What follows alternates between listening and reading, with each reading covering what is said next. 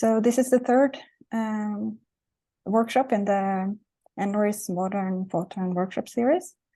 And so I'm Siri Kallovt. I work for the UIB IT department and NRIS. And NRIS, we are a collaboration between Sigma 2 and the four oldest universities, Tromsø, Bergen, Oslo, and Trondheim. Yes, so like before, we are using this HackMD document where you can ask questions.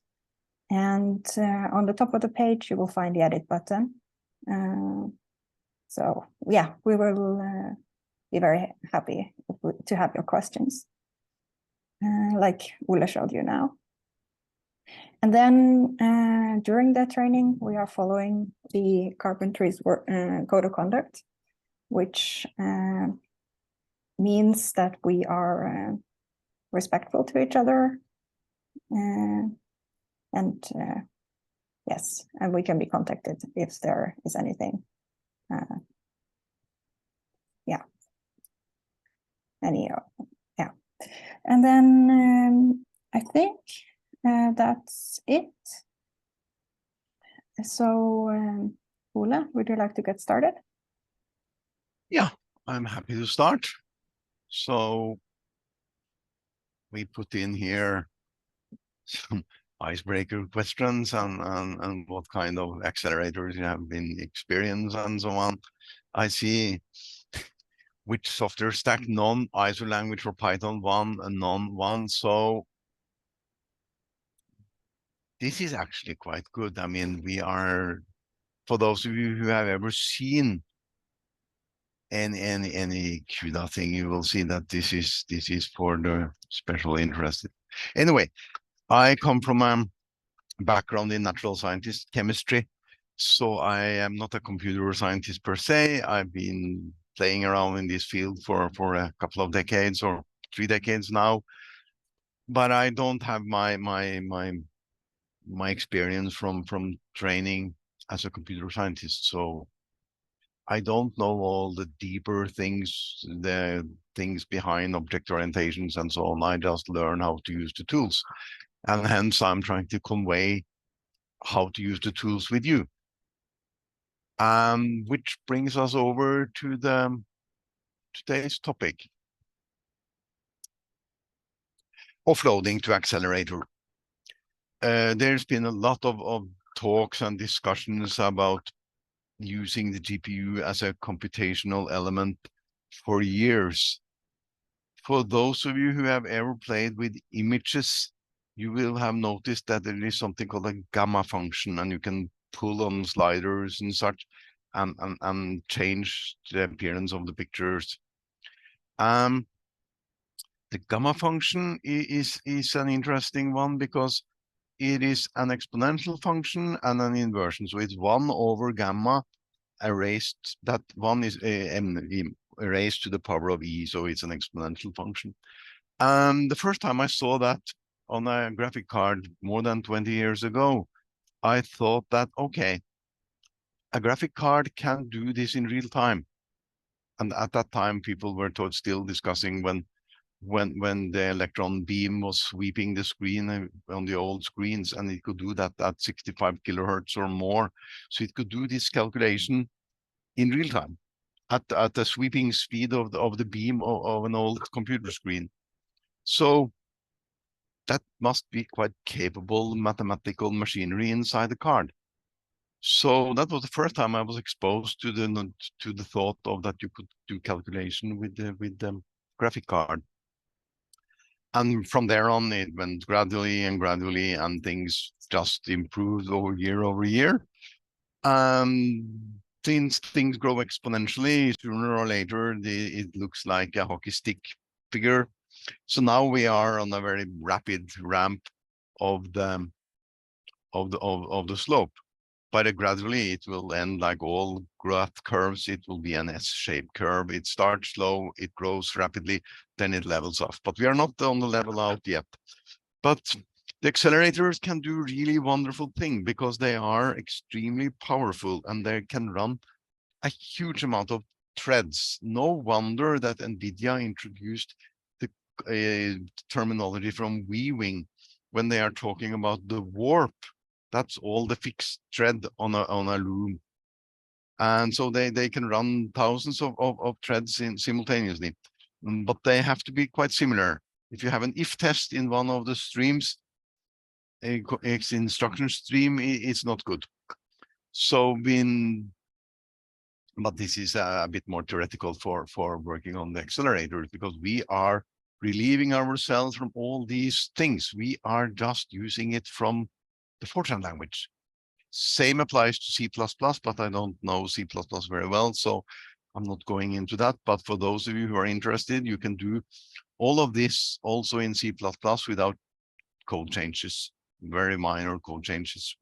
But it's still the ISO language, the ISO C++, and today ISO Fortran. Yep. This rationale has been shown for all of them. And we are not dealing with anything like parallelization of OpenMP or MPI and so on. We are just dealing what you can do with the language as it's presents itself in the standards. So, which also mean that in the future, your program will still run. I calculated that since one example is from 1989, it will still run in 2057 because the Fortran standard are backwards compatible. So in 30 years, you'll still be able to run your code that you write today if you stick to the ISO language. And I've been trying to be quite strict with keeping to the standard and being strict to the syntax, because there are a lot of bad syntax out there. So I'm trying to convey that you should try to stick to the correct syntax. That will be future-proof. Anyway, we start up. You see, it's a very, very ancient language. It's from 1954. It's very old. At that time, you had the punch cards for your data. So it looks very different from today. But if you look on the line that says area equals square root of an expression, that looks exactly the same today. The format have changed and so on, but the actual calculation things, the line labeled with 703 and the next line could be identical to lines today, except that we not use capital letters all the time today, but at that time it was only capital letters. Anyway, we go on. Versions. The 1966 was the first ISO standard, or ANSI. Then it came to more and more modern standards. Object orientation were introduced in 2003. In 2008, core arrays were introduced. It's not much used, so it's not didn't become very popular. And a few other things were introduced in 2008, but the most important thing is 2003 when they introduced the object-oriented programming. And in 2023 standard, there are a few neat tricks that are going to be introduced, especially with concurrent, do concurrent. That was also came in 2008, where you have reduction operators and such. That some of you will know from OpenMP, but OpenMP is not part of any standard. It's a set of instructions that you can give to the compiler. So it's not really part of the language. Anyway, the important stuff is that in 2008, sorry, I've always thought it was 2003, but I've checked now it's 2008. Parallelism was introduced with a do concurrent statement. And we can immediately see that we are talking about only a single node here. So if you want to do more than one node, MPI is what you do. And of course, you can use the core array Fortran, but it's not very popular, so I don't think ever it will be popular. So do concurrent is a normal do loop that actually can be run in parallel.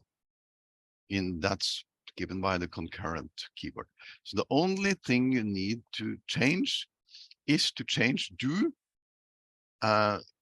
with the parentheses and introduce the word concurrent between do and the parentheses and hope for the best. In many cases, that's all it takes. It might be needed to do a few changes, but I have an example with an old Fortran code from 1989 that would only introducing the word concurrent and compiling it with the correct compiler, you will see a tremendous speed up. So as with OpenMP, it's a loop parallelism, but there are no, it's built into the language, there are no directives, and it's going to be future-proof. So this is the beauty of the do concurrent loop. So, disclaimer here, the next slides are from an NVIDIA presentation because currently only NVIDIA support automatic offloading with ISO Fortran or ISO C++. So while it's not a commercial from NVIDIA, many people will perceive it as such. So I have nothing to do with NVIDIA except being a user, but it must be shown that the following slides are NVIDIA slides and convey a more NVIDIA's view of the world than my view of the world. But this is a so nice tool that it should be introduced to a lot of people, since no more porting, as they say here, and it's actually very, very good. That concludes the theoretical part of this morning. The rest I have thought would be hands-on, so you can see for yourself, because this is an exercise of using the tools. And before, I normally will just write it down and you can follow along. I will also do that this time, but I will also set off some time that you could do it yourself. But there's a few things to copy down and you can have for reference. The NVIDIA developer NVIDIA.com, there's a lot of nice stuff in there. There are some open source codes which there are references. And you have a forum about the compilers if you have questions and such. They are general, forum is open to anyone. So you might not only get answers from other users, you might also get answers from NVIDIA. So I've been using the forum for a few tricks that I thought was working this and this, and then it didn't work. And then how do I solve that, and so on. So I think we can go play with some exercise, and then we can continue and have both break and exercise. So which brings us to the first exercise. I have some simple examples to get you started with Offload Fortran 2008. And we'll have one example of a real legacy code from 1989, ported to Fortran 2008 and offload to GPU. But there is a disclaimer here. It is sometimes I say it's like learning to play chess. I haven't really done any deep investigation of how long it takes to teach people the rules of chess, but not very long. It takes probably more than 10 minutes, but assume you can explain the rules in chess in half an hour. You are not a chess player by just knowing the rules. But the game is so simple that you can learn the rules easy. A child can learn the rules of chess, but it takes more than a lifetime to master it. Or, yeah, you might never master it. You can just, same goes with OpenMP.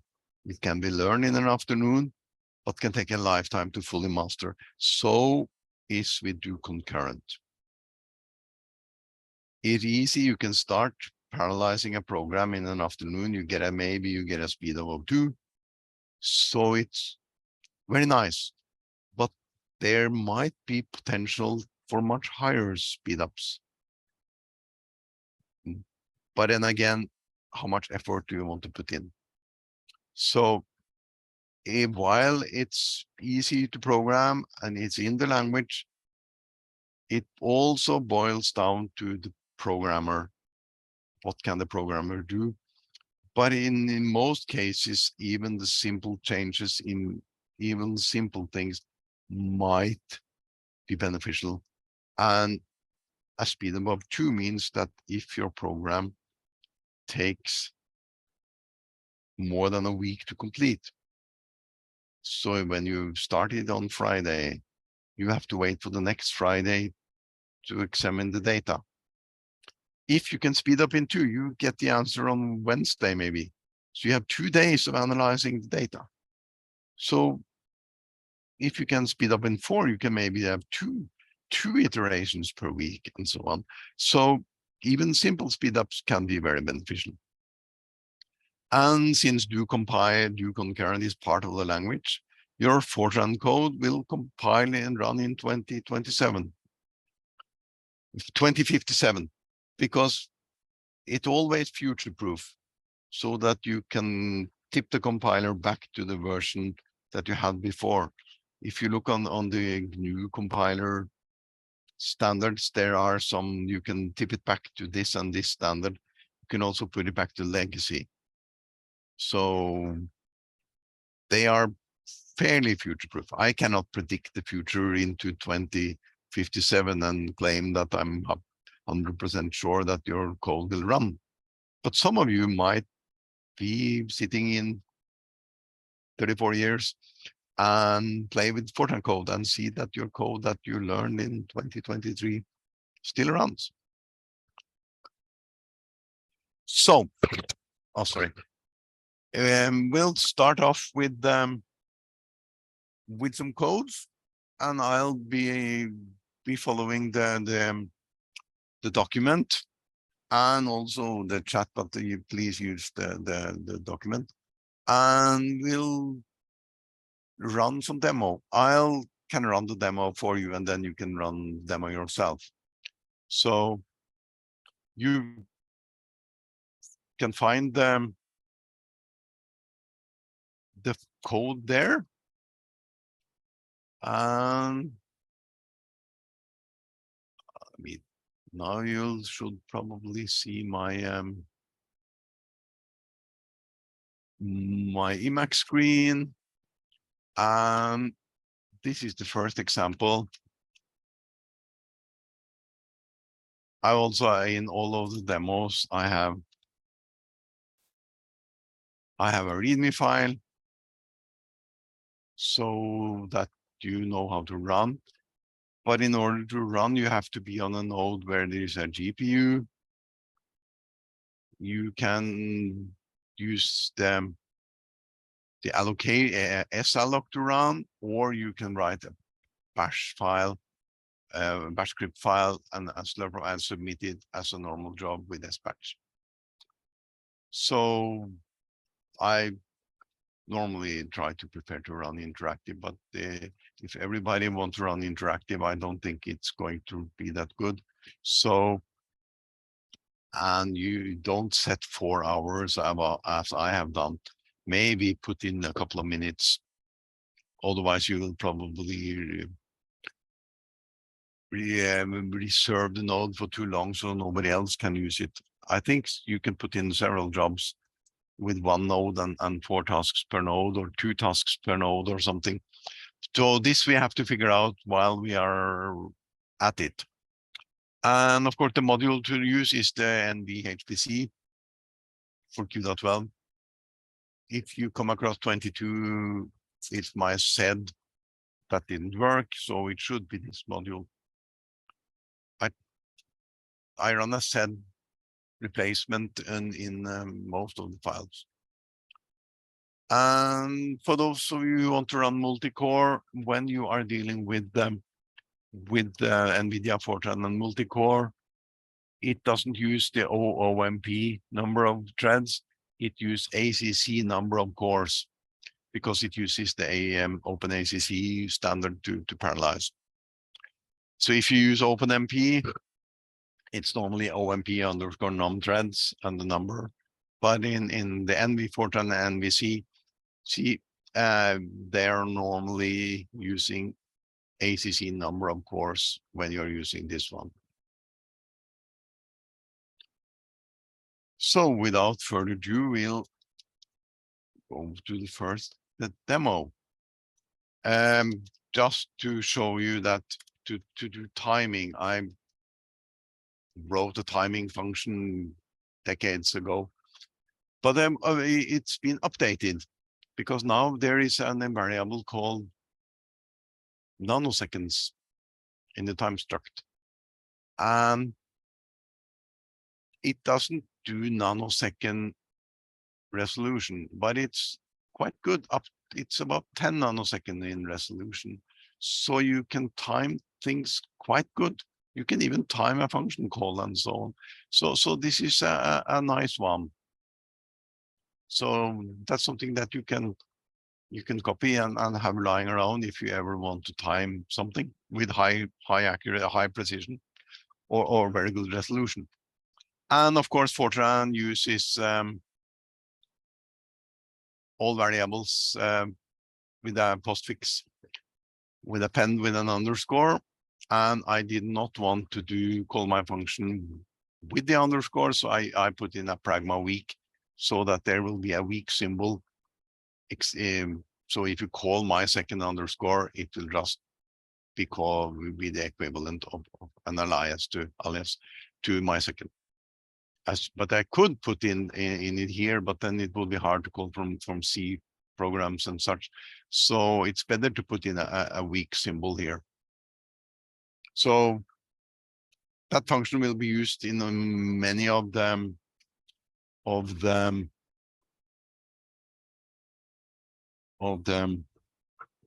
examples. You will in many times see this function with some setups and such where you will have to use underscore and such, but I use weak symbols instead. So before we start, we need to compile that one, and you can use GCC, but I use NVCC, and I said C for just compile. If you omit the C, it will start looking for a main function and it will fail because there is no main here. MySec, right. Reload the module. Then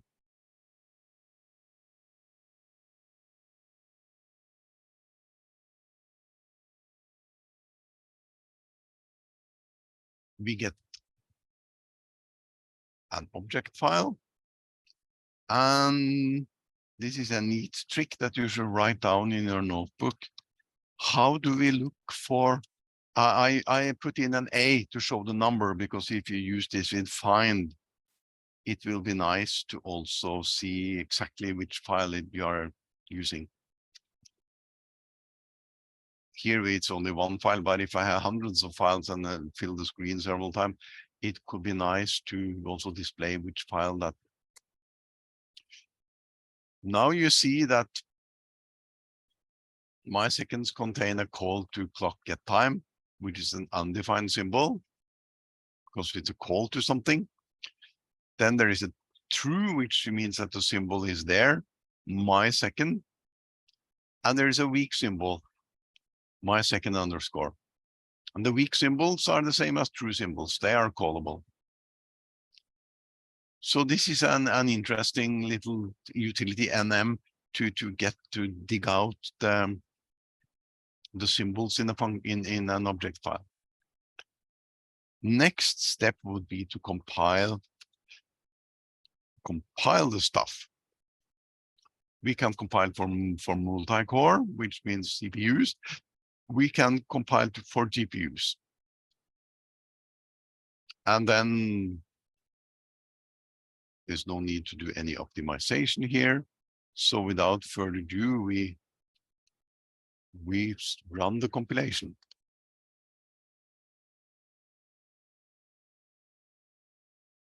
Okay, we see another problem here. It complains about the timing function .o. Do we have a timing function .o? No, we don't. Okay.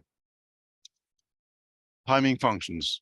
This is some tricks I played around by seeing if we could do the timing simpler.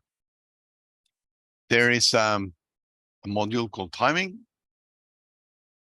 ISO Fortran, implicit none, never leave home without it. It contains a real function start time and a real function wall time. I wasn't really sure it was a good idea, so I played around with it to see if I could do some simpler stuff. But it's another approach for timing. But of course, this is a Fortran program, and since we tried to launch the object file, it doesn't work. But then again, if you go back to arrays, you will see I say use timing. And that requires a module that we don't have. So we need to compile this one, NV Fortran timing functions.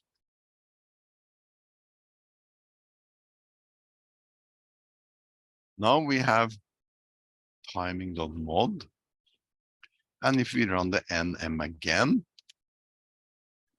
timing functions, you'll see there it is, of course, is a call to millisecond, timing start time, and timing wall time. Now there is no need for weak symbol because Fortran always append an underscore at the end. So now we can probably try to do. And of course, you will have to do some of these things in all the demos yourself because I deliberately omitted all the object files and module files. So what's happened here? The M info accelerated, printed out that the loop is parallel at q.threads at line 43. Good. 54, same. 62, same. Parallelized. Generating q.core, parallelized. Good. And there's some junk at the end, so don't bother with that. We now should have an a.out file. What do the a.out call out for libraries? LDD prints out a path to all the libraries, this executable or dynamically linked library that this executable relies on. And the list is long. This is all the libraries that need to be present for it to run. So, but all the libraries are there. So this one should run.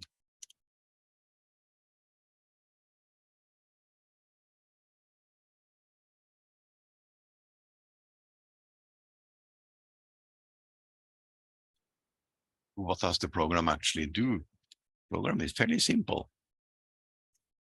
While this is spending its time because it doesn't manage to vectorize everything or offload everything to the GPU. The program sets two parameters, M and N, and of course they are short integers. Well, they are normal integers. There are some double precision numbers, two matrices, a vector, and three matrices that are a bit smaller because it's a three-dimensional cube. I set all of them to 1, 2, and 3. I called start time. The first loop is do concurrent when then not only is it a do concurrent loop, but it actually two loops lumped together. The first one runs from I equals 1 to n, and j equals 1 to n. And since j is the innermost loop, we run that index first. And then to make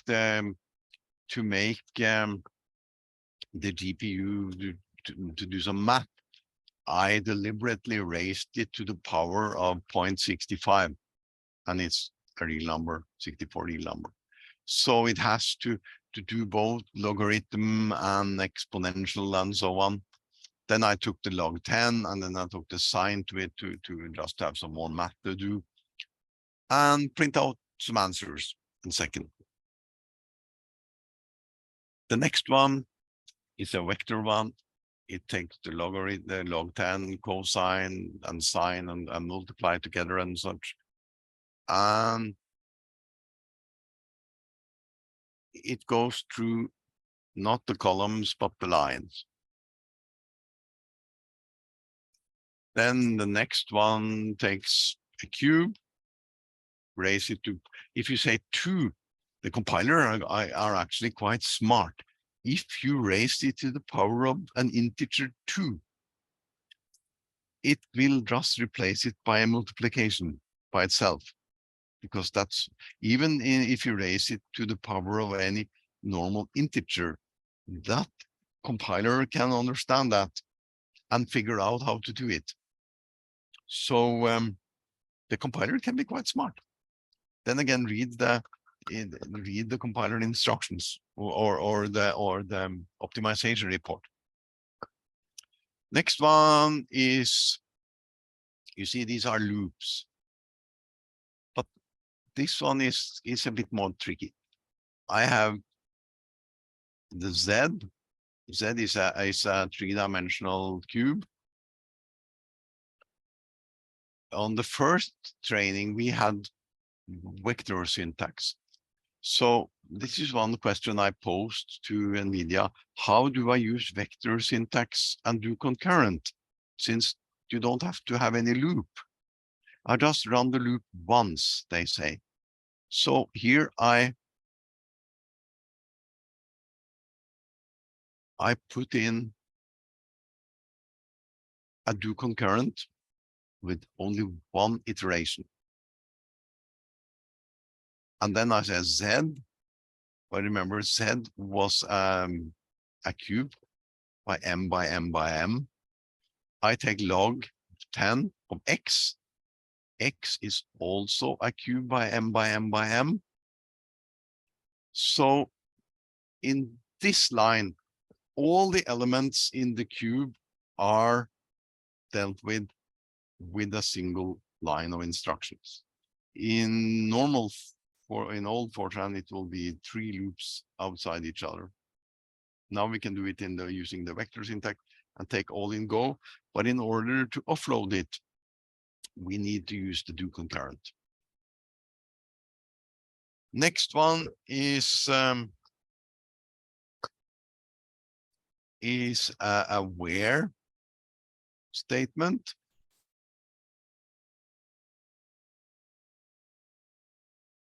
And so on. I say do concurrent. Here I omitted the where because I do it later down there. I say Z equal, take the log, the sine, and the square of itself, and printed the answer. And the last one is where Z greater than 0, I take the square root. And you can review the answers on the screen, and I encourage you to run yourself with the instructions you've been presented. It's 10 o'clock, so it's time to have a break.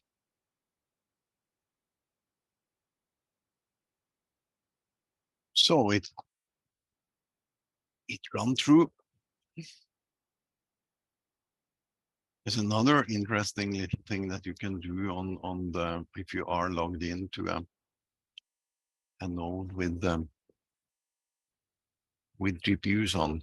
Of course, I have too big font, so it screws up, but the command is NVIDIA SMI. You can see if there's how much load there is on the GPUs.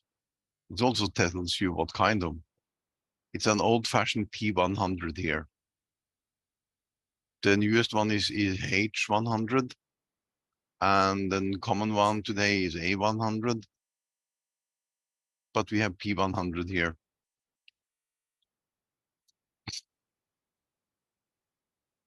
So we'll run the batch job.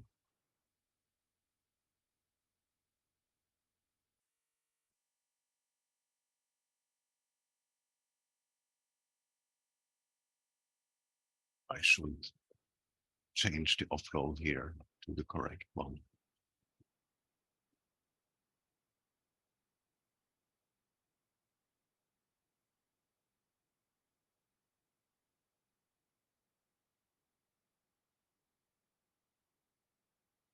So if anyone having problem of running any of the demo,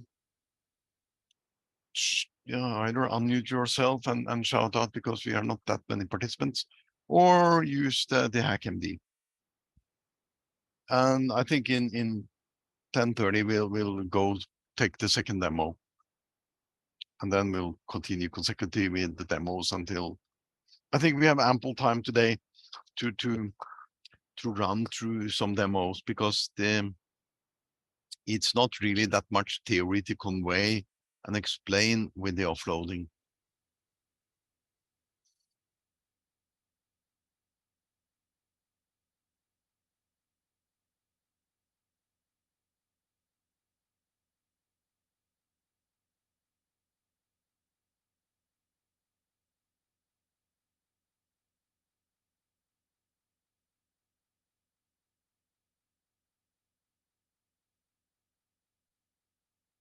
One could also argue that the where statement should be offloaded, but you need it's not too happy with where and concurrent at the same time. So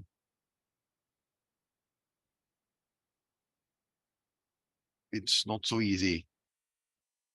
Using the where statement is much smarter than any if test, because a where statement might be translated into a mask. And for all the vector instructions, and also the vector instructions on the GPU and accelerator can use a mask. So if we set all elements in the mask to true when Z is greater than 0 and false when they are less than 0, we don't have to interrupt the program flow with some stupid tests, if then else test, when Z is less than 0. It just masks it off. And what mask off means that there are several things, normal options you can give. Either do nothing, set it to 0, or some other constant. So where is actually quite smart, but it doesn't offload.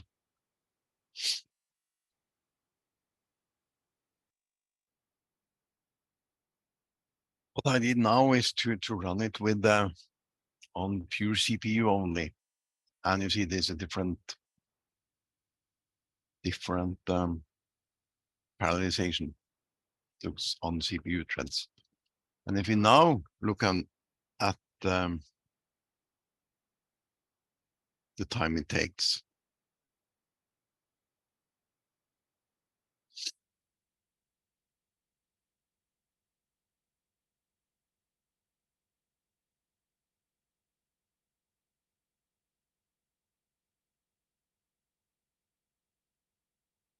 we'll see that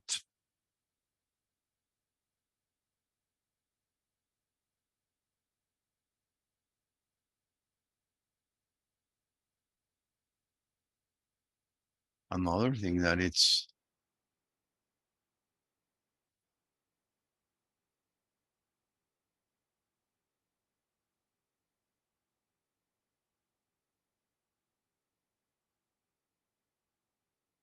sometimes fast and sometimes not. So to do the offloading right, you also need to make sure that your data are not copied back and forth between the accelerator and the main memory, CPU memory, too much. So you can see in sometimes it's actually it's faster to use multi-core. So we can continue with the second exercise. Demo 2. Demo 2 is aware offload. Also an interesting one.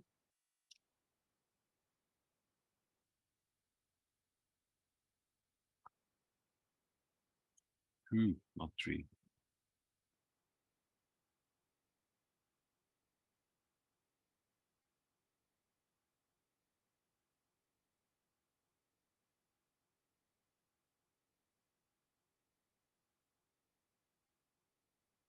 So if I do like this, it will probably fail because it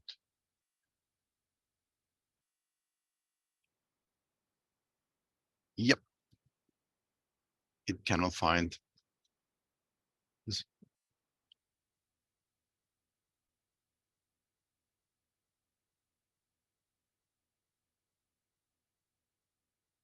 It complains about the binding.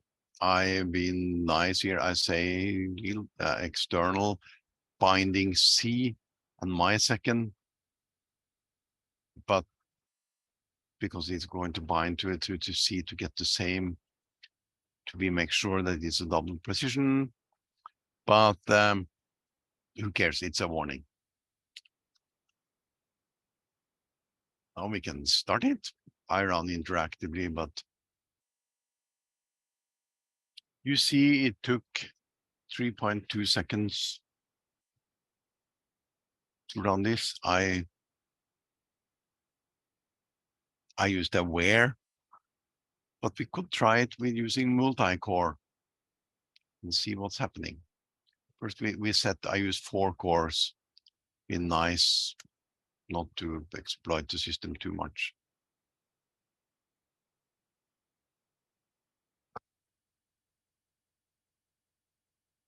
So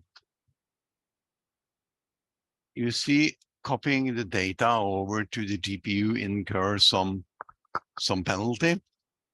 So we could do it much faster on the CPU than the GPU. So this is because we need to transfer the data and so on. And there's quite a lot of data. I mean, this matrix here is quite big. So copying the data, doing it and getting the answer back, while it works nicely, it is not beneficial performance-wise. So the lesson to take home with this example is that you need to make sure that you do a lot of stuff when you have copied the data. Remember the first one I had where I asked the program to do much more calculations, where I did raise to power of a float number, and I took logarithm and sine and exponentials and so on. That was to make the GPU do more work. The GPU has almost unlimited compute power. Well, not unlimited, but it's very, very high. But the transfer of data is still done over the PCI Express bus, and the memory bandwidth of the PCI Express bus compared to the main memory is very limited. This will change in the future when the things become more integrated. But for the time being, we are plagued with the notorious PCI Express bus, which hampers performance. So you need to make sure that you don't copy the data too much back and forth. So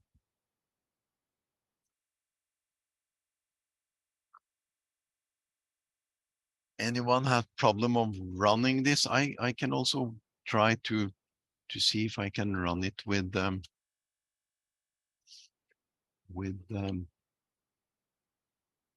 can run that one. in. Now comes the beauty of calling the executable a.out, because the offload slurm will just run the same program. Not, of course, it's me being lazy by just calling the executable a.out, but it's also beneficial now because I can use the same slurm file to start it. And it goes immediately into run because we are on this reservation that Tanya so nicely requested for us. Do we have some file? Yeah.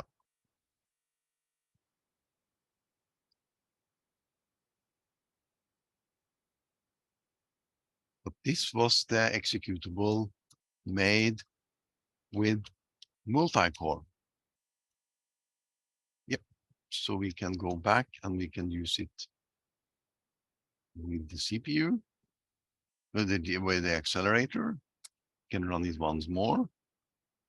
We'll also see that this time it also took a bit longer.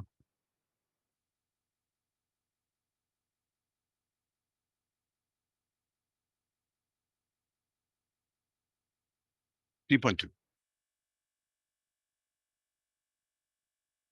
So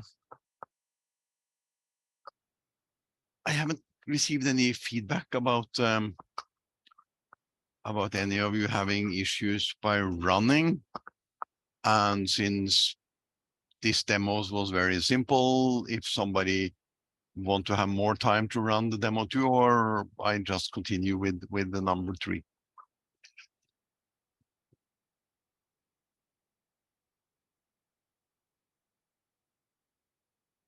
Demo number 3 brings up another.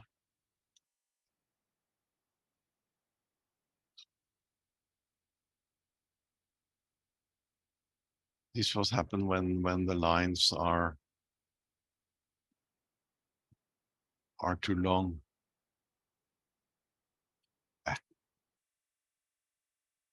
We don't bother with that.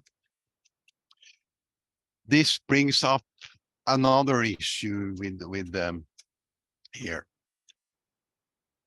Many of you have probably come across things that start with either S for single, D for double, Charlie, C for complex, and Zulu, Z for double complex. This is a remnant from the older days when it was hard to make functions that could take the precision from the parameters.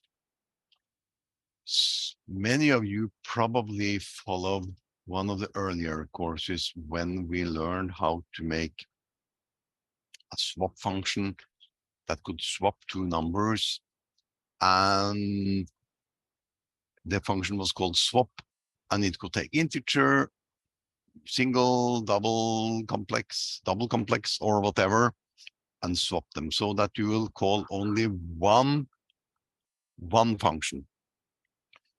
But since in linear algebra, the notion of using S, D, Z, and Z is so much in use, I don't want to take up that challenge to change people's mindset. But what you should write is if you write functions yourself, you should try to use a generic name and not have to deal with a different name for different functions. Like if you call the exponential functions or logarithm or sine, it doesn't care whether or not you are calling it with a single precision number or a double precision, or in the future, or even in some compilers today, you might have a half precision. And there are different functions to deal with those.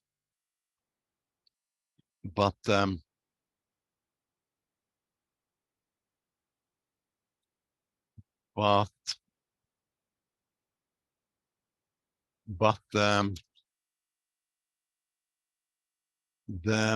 function look the same, are called in the same way, but behind the scenes, something like this is happened that we had in an earlier exercise. This one generic function into called swap. It's called swap, interface swap,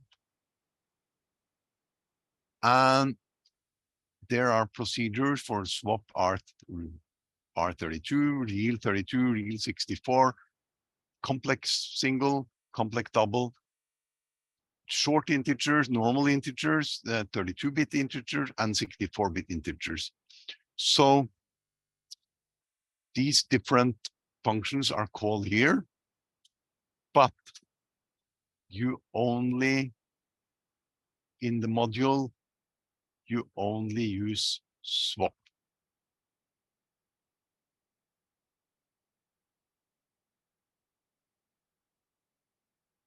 So you see here, I call swap AB. AB are integers. C and D are long integers. X and Z are normal single precision reals. And Z and W are double precision reals, and U and V are complex, double complex. And what I call here, you see, I only call the swap. So this is a message to take home, that try to, if you write libraries, write them so that they can be called with any of these arguments, so that you don't have to deal with the stuff that here you have D for double. Anyway, the Duxby is a common one.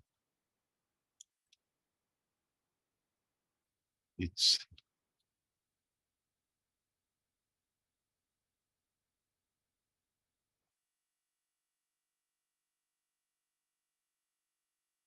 kill off that one. So if I try to compile, it will again compile that.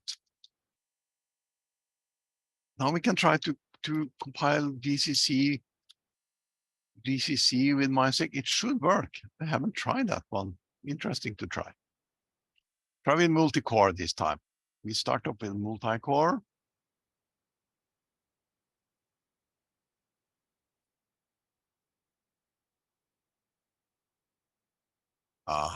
You see, I just copy it from up here. MySec is missing. So we need to put in mysec.o. So now we have generated instructions to do it for the CPU. What does it say? Replacement. This is cool because I set the number here. I set X. All the elements in the vector X are set to be 1, 1. So the real part is 1, the imaginary part is 1. The Y is just all of them set to 0. And this is done by M0. This is a cool function. Then it can parallelize the loop. It's also generating vector CMD code for the loop. It assigned to replace to say 0 again, and it can parallelize across CPU threads. But this is an interesting, it can use fused multiply add instructions. Fused multiply add instruction is that it lumped together add and multiply in one instruction, so it's twice as fast. So you have 2 floating point operations in one instruction. And I can also show you a neat little trick again. I'll show you the NM before. Since object dump, this is for not for everybody, for the faint of heart. I also choose disassemble. Now we'll see the machine instructions for the A.out. This is exactly what the machine can do. This is machine instruction, assembly instruction. But the thing to look for is the FMA. It says that it could make FMA instructions. Here is a vector fused multiply add instruction. And as I said, these are very, very powerful instructions.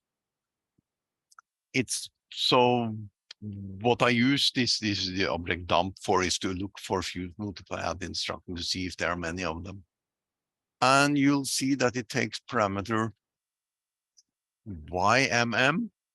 YMM is the 256-bit instructions vector registers. So if you can use this function, you are very well off. You are good to go. And also the P stands for packed, which means that the whole vector register is packed. It's filled with floating point numbers, and D is for double. So if you have SS, means that it's a single and single precision, only one of the places in that reg is used. But PD is very good. Packed double is good. Packed single is also good. So, and there is also one down here. So this is good. So this should actually run fast. And if I say grep for ACC, you see that we set aside 4 cores to do this one.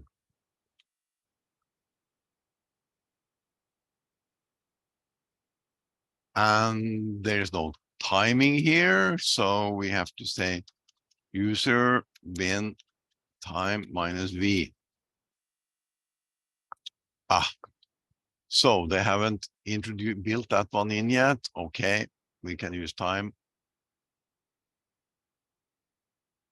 It took 3 seconds, 3.5, 3.6 seconds in real time. And yeah, 4.6 in user time because it was using many cores. So 3.5 seconds. Now, if we try to offload this one, and we already figured out that we don't have mysec.o. Do we see some more interesting stuff here? It is generating NVIDIA GPU code. That's good. It loop parallelized across CUDA thread blocks. Good. Same with the second loop. The first loop is 1977's syntax. The other one is 2003 syntax with the vector thing. And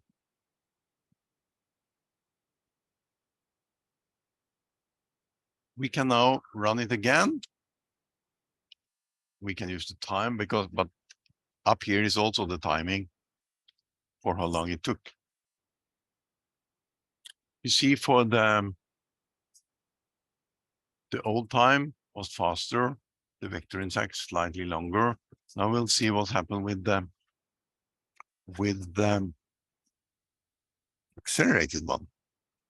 It took 2.4 and 2.2. So the overhead by running on the accelerator with this small problem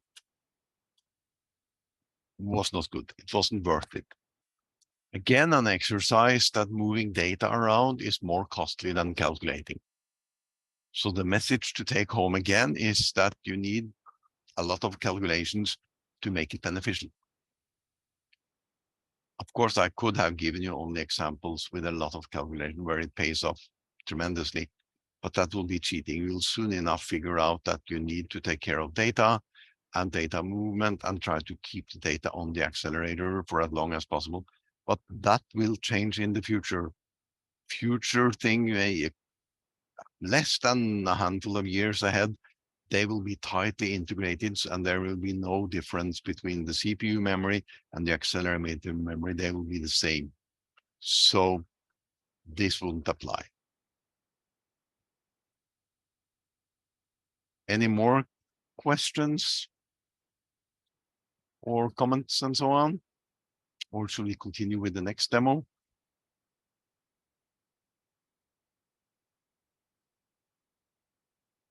use the hackmd or unmute yourself and comment comments and so on if you.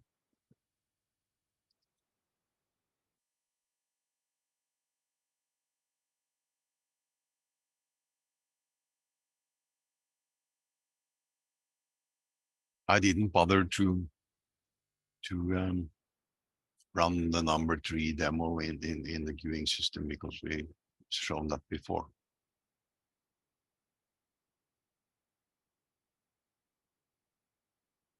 So did anyone manage to run it yourself? Maybe you should put in something in the hackmd if you managed to run, or if you didn't manage to run.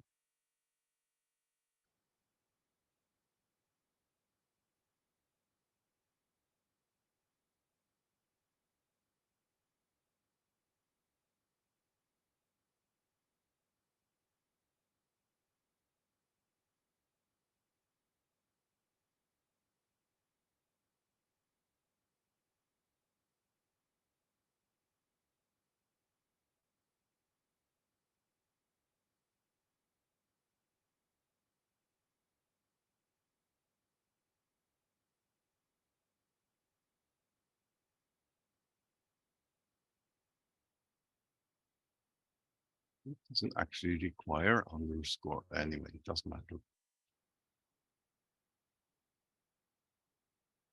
No comments. Maybe you should just continue. So you can run this yourself, but you don't have reserved the GPUs for you. But when after 12, there is so much demand on the GPUs that we only managed to get the reservation until 12 o'clock, until noon. So, but you can run this on your laptop.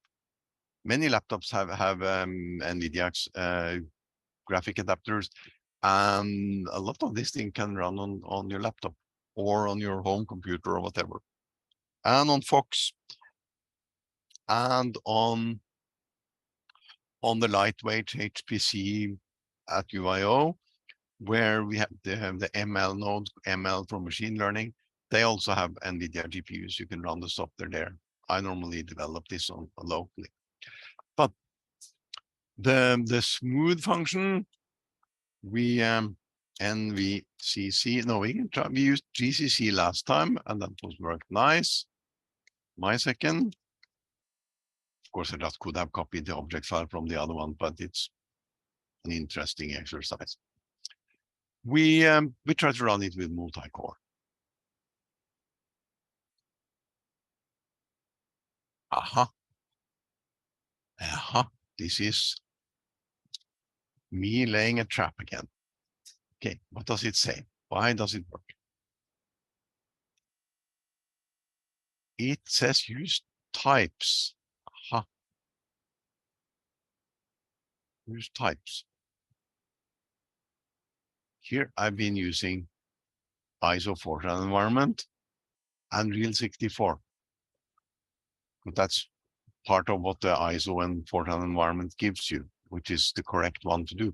But there's another thing missing here. Implicit none should be there, always be there. Anyway, use types. This is typical of mistakes or issues that you will face yourself. That's why I deliberately deleted anything that might prevent us from not noticing this. Types. This is the human approach, as I mentioned before. We are not, well, for scientists in any kind of science except computer science, don't really care too much how many bits and so on each integer or floating point number takes. What we are interested in the other hand is the number of decimal places that we can trust and the range of the exponent. So we can use the function selected real kind.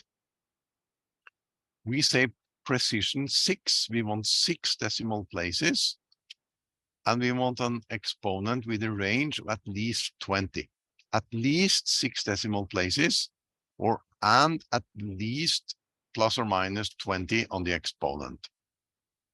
we get a bit more, but this is a nice number to put in to make sure that we have single precision, which gives us at least 6 decimal places. Normally it's about 7 or 8, and at least a range of plus or minus 20 on the exponent. We call it R4. We could call it single. We could call it whatever we like. Same with R8. We need at least 15 decimal places and an exponent of range plus and minus 307. And you can see from integer, the integers are the range of the integer. At least 2 places, at least 99, and it goes up to 128. So we can't say 3 because that will be a bigger one. So we go up to 2. That gives us an 8-bit integer. Same goes for this one. It's a very long, where you have at least 16 numbers. Then some math content just for fun. And we need to compile these module types. That will give us a module file and an object file. Now we can continue. But this is multi-core, so we have fuse, multiply, add. Very good. Fuse, multiply, add across the CPU threads. So it should work very nice. And we still have this set as 4. We run. But you see, now it's only 10 iterations and n equals 100. But if you go back to the source code, you see here, I put in an argument thing. So I couldn't, I argument C. This is the number of argument. And in all Fortran standard, it uses I to make it sure it's an integer. If count is equal than 0, then greater than 0, that means there is an argument. Then we call it, we read it. So let's say we put n to 1000 and 10 iterations. It will take slightly longer. Not much. We increase it to 10,000, 10 iterations. Now the problem is 1 gigabyte, 1.2 gig, and it takes slightly longer.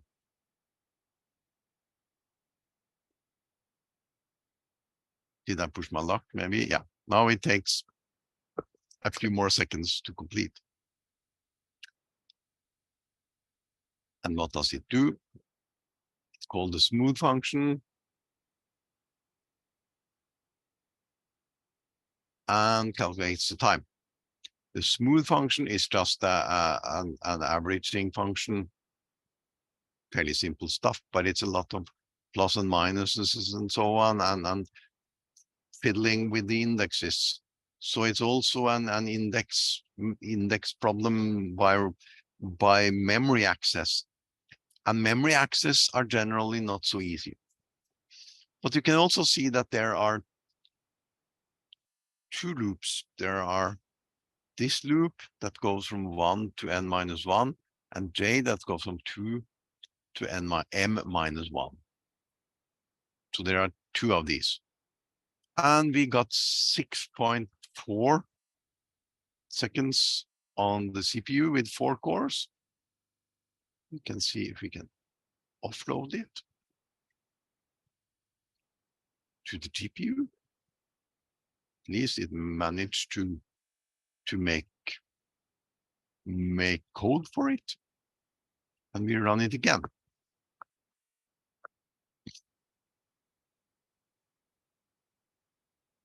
It could also be that I'm sharing the GPU with somebody else, but calculation point time now was 0.3 seconds. 1/3 of a second calculation time. And you see I am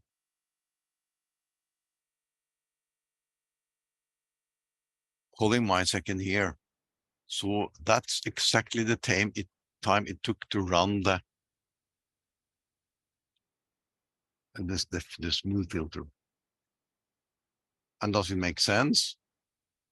868, exactly the same.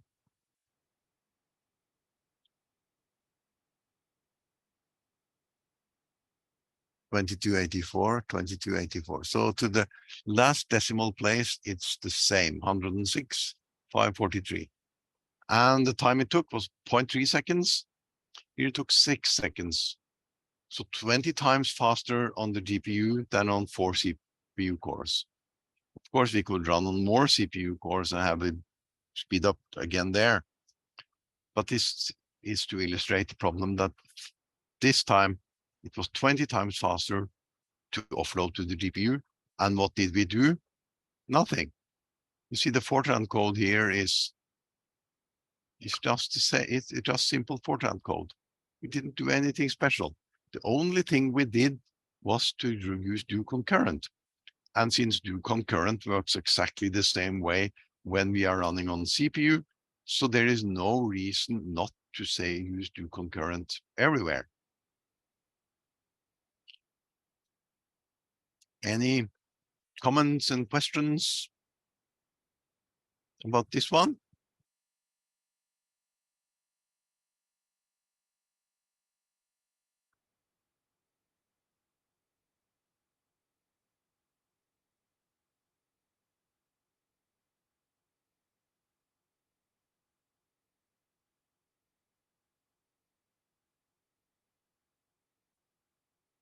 Maybe we should have a 15-minute break, or we just continue and finish ahead of time.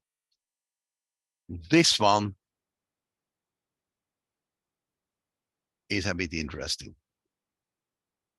Now we have to pull back until 1989, which is a long time ago.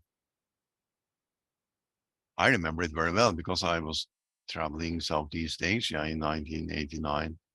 So, and I finished my master's and then I took off. So,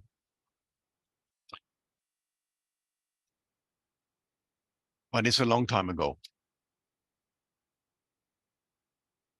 Here I have a test program to test for matrix multiplication program or routines. You see here, I use the module data. I just put it into the same file, so it's easier to compile. And I have gem test. I use data to have the parameter set. I use R8 and I4 and such instead of using the ISO. Implicit none, always use implicit none. Spaceship have fallen down and people have been killed by not using implicit none. Of course, I used my second external C function. I have A, B, and C. The matrices that we want to play around with, they are two-dimensional and they are 12,000 elements in each direction. Alpha, beta, who cares? I mean, they are just constant. I set them to 1, so it doesn't matter. And I calculate the footprint and I use some character for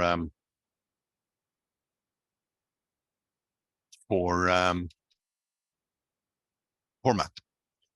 And this is actually not the correct syntax. So here I expose myself for doing a wrong syntax. Blame you. It should be length. Anyway, I set the matrices to 0 by using an old-fashioned to show that you could do it in one line or 2 lines, one for each of the matrices. I calculate the footprint. I make some formats. Start. I call dgem with the stupid D again, but we are dealing with double precision.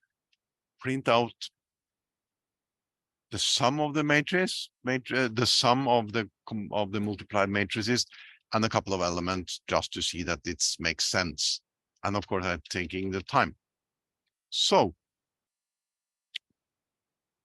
this is a very simple program to assess the DGEM performance. Okay, so there is also a few interesting steps here, because since this is the old BLAS tree functions from Jack Dongara back in 1989, they had a few support functions like the X error. We don't really bother with the X error. We just compile the code.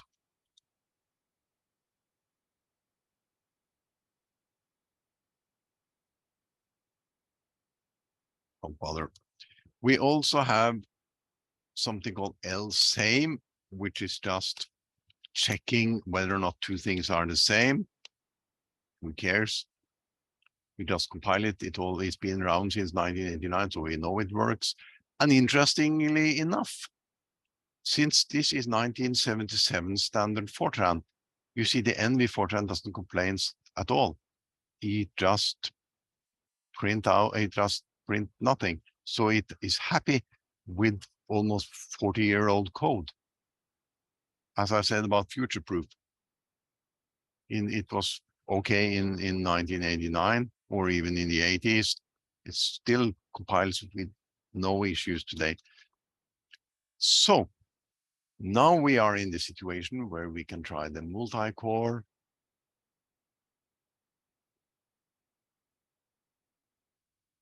I'll also add -m equals info.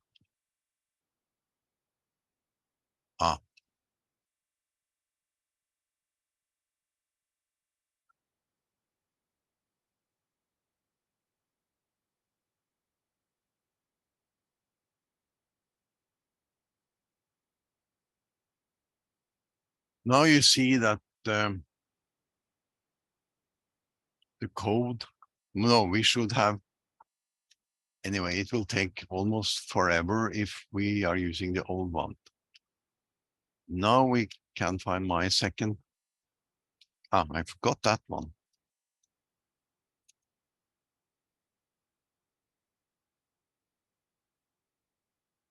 You see, we got a lot of interesting stuff here. Fuse multiply add, fuse multiply add, fuse multiply, and of course, matrix multiplication is a prime example of where fuse multiply add makes sense. It's almost as you would think that it's tailor-made for doing fuse multiply add, and in some way it is. Now we have an executable that we can actually run. And why does it complain about my second?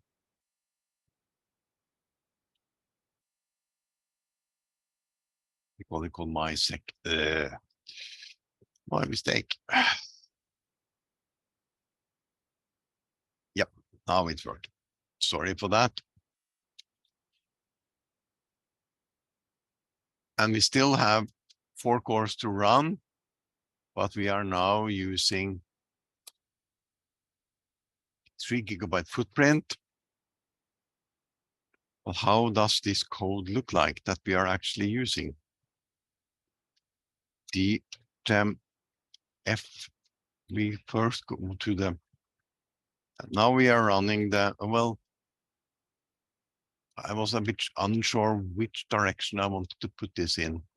We take the original code first.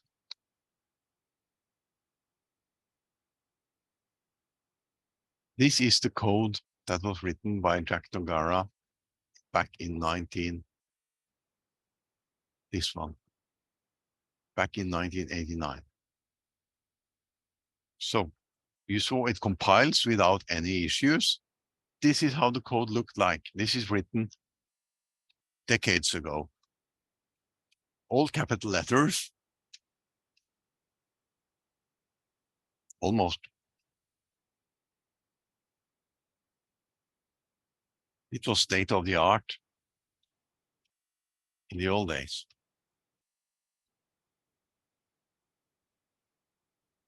So there's a lot of things that can go wrong, so they test for most of that. If A equals 0, but A is not equal 0, alpha is not equal 0, and different form transposed or not, and so on, and we go back. You see, this is the old-fashioned Fortran. We can go back to one of these loops here. You see, do 170, j equals 1 to n. And the 170 here refers to this label down here with the continue statement. This is really, this is 1977 standard that we compiled and runs reasonably good here. So this is what they dealt with 40 years ago. The code looked like this. And this is what we are running here.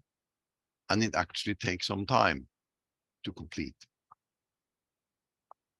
We could, I have another window here. And of course, it's only doing a single core, not multi-core. It's only one core running now, because there is nothing here that can show, there's nothing in this ancient code that has anything to do with parallel programming. Nothing in here can do is for parallel programming. So this is a 40-year-old code that we just got presented. Speed it up, professor say, and maybe he say you are not allowed to go home before you have speeded up the code. You're locked in. If you're lucky, you'll buy your pizza. No beer, no leisure until this code is speeded up. So what do we do? Well, for those of you who are fortunate enough to be here, the first step is easy. We open the file, rename it to F90. Now suddenly the compiler will think that this is Fortran 90. And then we know which routines that are called. So we don't have to bother with all of them. I skipped alpha equals 0 and beta equals 0 and so on. So I went down here when we have beta is 1 or is different is different from it's not 0 and beta is not 0. And then we have, I put them to 1 here so we cannot take them away. So the form is A times B plus C. And you see, I replaced the loop with do concurrent. This is the only thing I did. I replaced this loop here at line 232.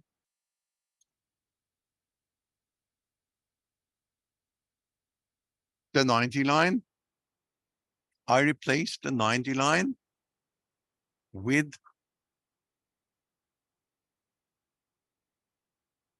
this. So now it says do concurrent, j equals n, 1 to n. And of course I have a matching ends down here. This is the only thing I did in this one. And while this is happily chewing along, I don't recall how long it took. But we can wait a couple of more minutes to hopefully it will finish.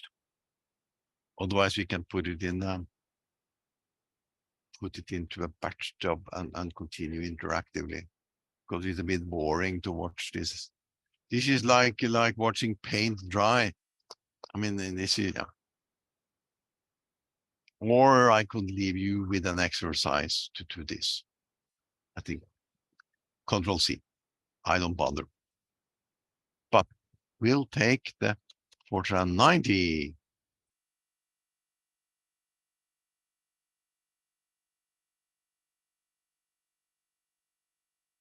And we do even better. Or we cheat. This is not very nice on an interactive machine with other users, but I don't think there is many running, so we are almost alone. So we set this to 16, and we compile with the Fortran 90, and we start. Now I have another window down here on the other hand that I can show that now it's 1592%. So we knock off two digit and round that give us 16 CPUs. So now we are, by just putting that line, replacing one line, well, with the matching 2 lines, we are now running with 16 cores instead of 1 core. It should be 16 times faster. It still takes some time. Up until now, we spent 10 minutes in CPU time, because it goes 16 times faster than real time with 16 CPUs. Remember that you also get accounted for 16 times more. So the hours on your quota is drained, but that's, you all know. So how long will this take? I don't recall, because I didn't have recorded the numbers, because I ran this before. Then I normally go for a break and go for coffee. So this is something that you can run yourself.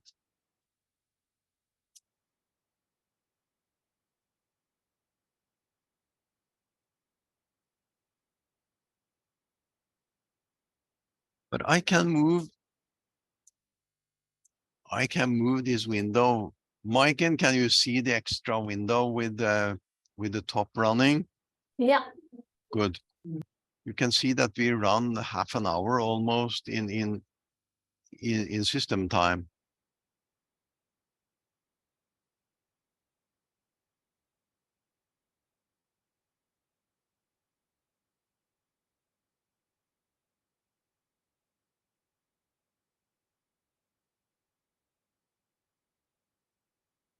But you can also see that we are, everyone can see that we now are running with 16 cores. Then we get an answer.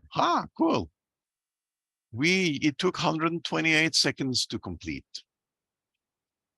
I calculate the number of gigaflops. It was 26.8 gigaflops. Now we are also illustrating and touching upon another interesting thing, is that number is very low. We are only utilizing a small amount of the compute power in the system. From 3 to 5% of the compute power is utilized as a general rule of thumb. So when you run your climate code or your big applications, you are only utilizing between 3 and 5% of the total capacity of compute. Most applications are memory bound. Even this little one, that's only 3 gig, it will easily exhaust the caches and so on, and will leave us with memory operations, hence the low number. But we have now gotten our pizza from the professor, since we speed it up quite heavily. It's okay, but we can do better. We can over fulfill the requirement. We can offload to GPU, because we have GPUs installed. Of course, I could have done something. I could have turned on the full optimization here, which is left as an exercise for you. You could put in -03 here. It should be faster. Why not? It took 128 seconds at 2 minutes. We have time to do that, just to show you that optimizing things is beneficial.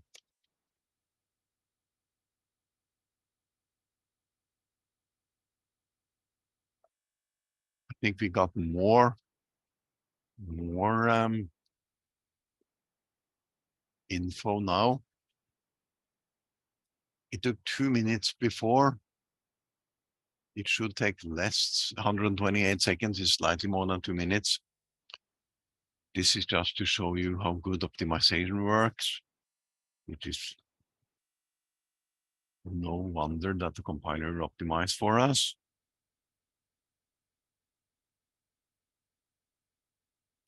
I can put this window back. I can even increase the font size a little bit.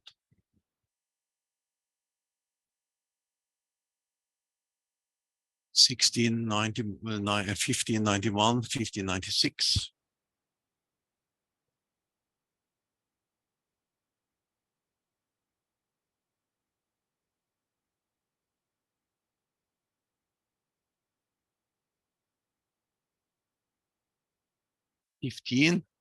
We're halfway there.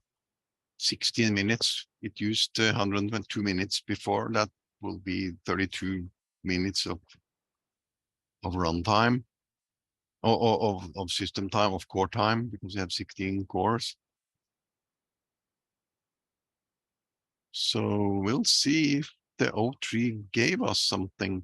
It should. It generates SIMD code and so on. So we should, yeah, it took 89 seconds. So we went from 128 to 89 by using O3. That's good. That's good. But as I said, we could do better. We could offload to the GPU, and this is, some will claim that I am cheating because matrix multiplication is such an easy thing to accelerate or to speed up with multi-core, but it's also generally used a lot. And you see the code. If you take a look on the code here,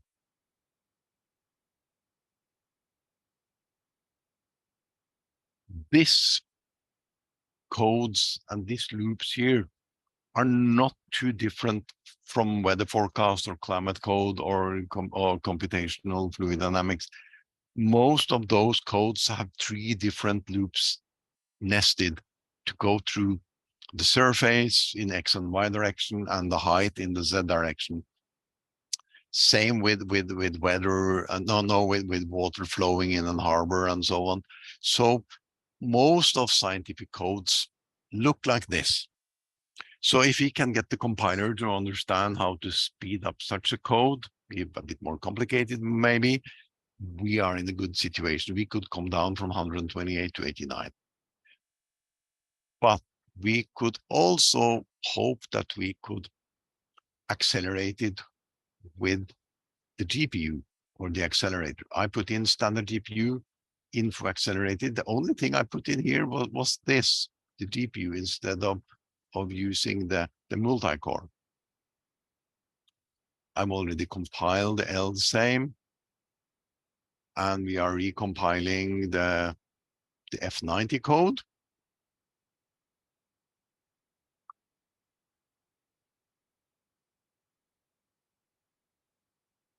It's generating CUDA core.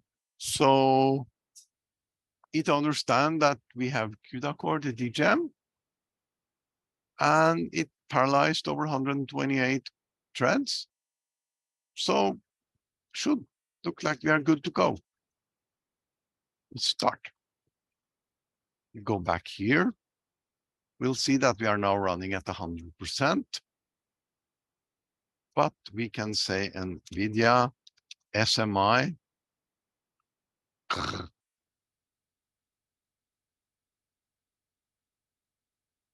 We are running at 100%. Don't do this with one, because it takes a bit load off the machine. So 5 seconds is okay, but not one. Please do not run this with one in a loop. You see, we are now running at 100% of the GPU. And how long should we have to wait? It should be a bit faster than just our 16 cores, but 16 cores, remember, is quite a lot. So maybe we are unable to beat the GPU, or who wins? I haven't tried this with 16 cores before and compared. I normally use at 4 or 8 cores to be nice to the other users. You see, 78. So we are now at 44 gigaflops per second and use 78 seconds.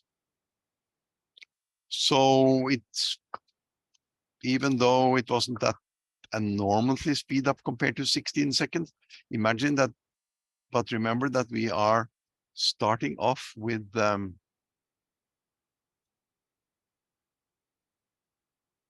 code like this. And the only thing I did was to change the code to this from the 40-year-old code. I changed only 2 lines and I got it down to, well, we don't know how long it took with a single core. So that's probably quite a lot longer. And that's an exercise for you to take, but it's going to take a long time.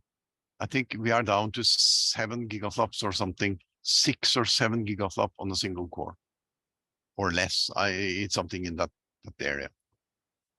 So if we had done more computation, if we have been more computation in here, we'll have a better speed up.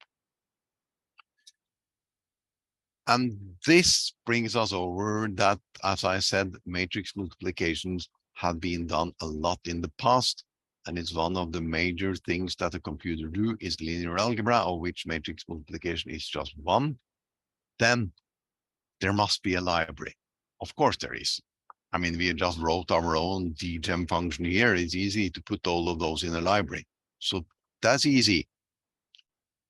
But we can do far better than that. We can cheat the professor and we can say, you know, I'm programming in Fortran, so I don't need to do that. Who cares?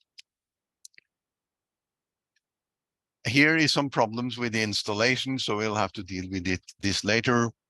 But unfortunately, but that will fix in the future. Okay. I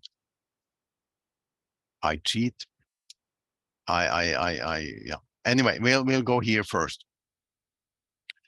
In 2003 or something, I think even Fortran 90, in 95, and they introduced an intrinsic function called matmul, which is a matrix multiplication. It's an intrinsic function built into the language. So when you want to multiply 2 matrices together, not element by element, for that would just be A star B. But to do real multiplication, when you normally remember from your linear algebra class, where you had 2 rulers and 2 pencils and so on, and went down and horizontally and vertically and fuse them together and multiply and add together. So it's a bit complicated thing to make to multiply 2 matrices together. Built-in function into the Fortran language. It's an intrinsic function of which sine, cosine, exponential, log, all of these, and square, all of these normal functions are built in, maximum, minimum, and so on. They are all built into the language, of which also matrix multiplication is one of them. So the only thing we need to do is to do as I have here. I have a loop around just to take it to do many times. I mean, n times is 10, so we do it 10 times. And this is an example I got somewhere else. So, and I made it so that it looks better because I put in real 32 and real 64, etc., and then use the ISO environment. It's 5,120 by 5,120, and we run the matrix multiplication 10 times, And we need to accumulate into D, otherwise the optimization will see that we are doing the same thing 10 times over, and that we don't want to do that, so it will only run once. So it looks like it's 10 times faster, but it's not doing 10 times more work. It's just being clever and figure out that the 9 others are redundant, so I don't bother with them. I don't do it. So we have to cheat to force the compiler into making code that is optimized and still do the 10 iterations. We can put in more iterations up here if we like. So how does this code work? I have some numbers here, but the problem here is that not everything is set up correctly. And there is also another module I need to load, and I'm not using the cluster project NN9986, Fortran demo 3, demo 6.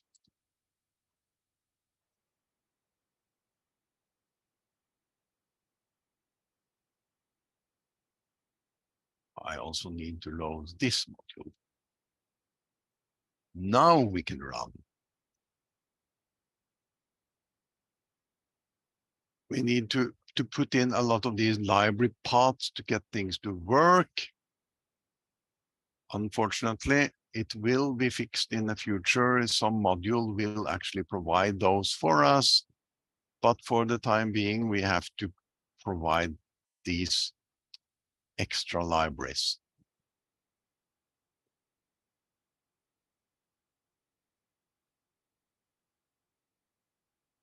What happened now?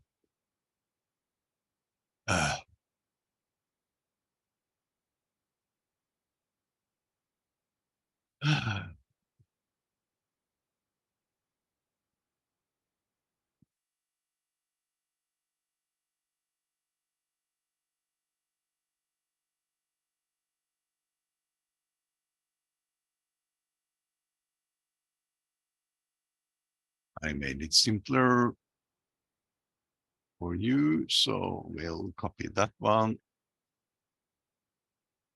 We hope that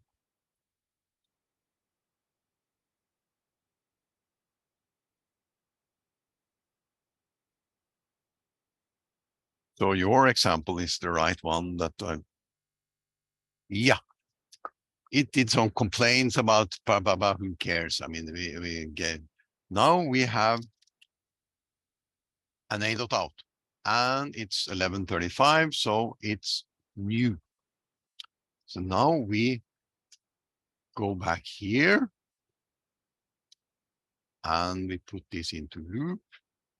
This time I think we'll set 1. Don't set it to 1 in under normal circumstances, but we'll try this for now. Yet another issue. I had forgot.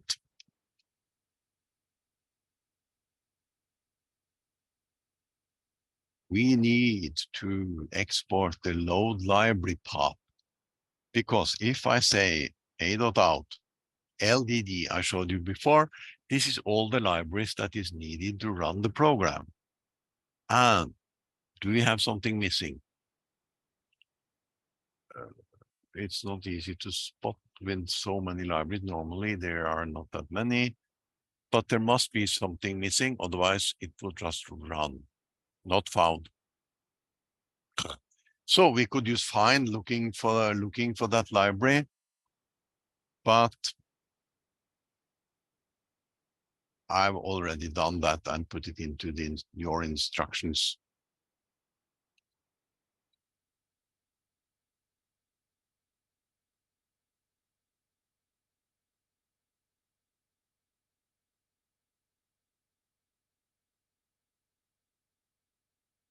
Now it's found. Okay. Now we can run. And you see a.out is up here.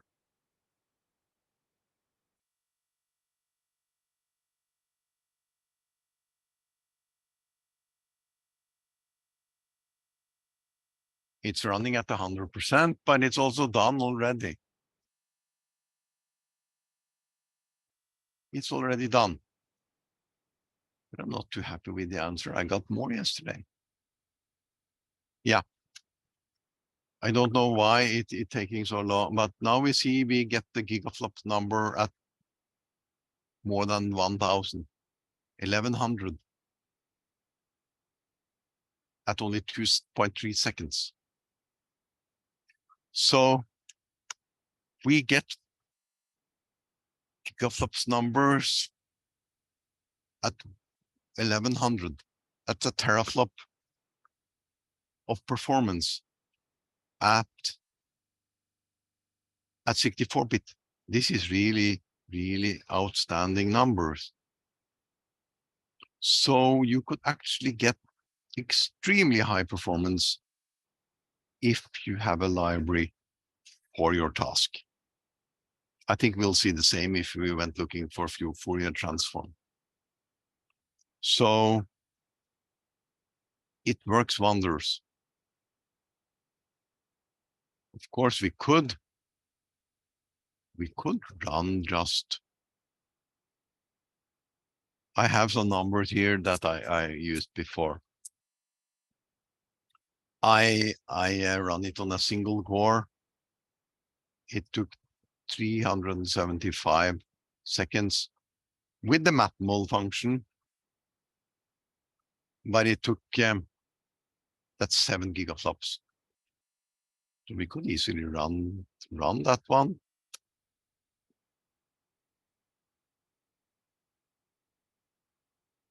It says Qt sensor, but that's wrong because it's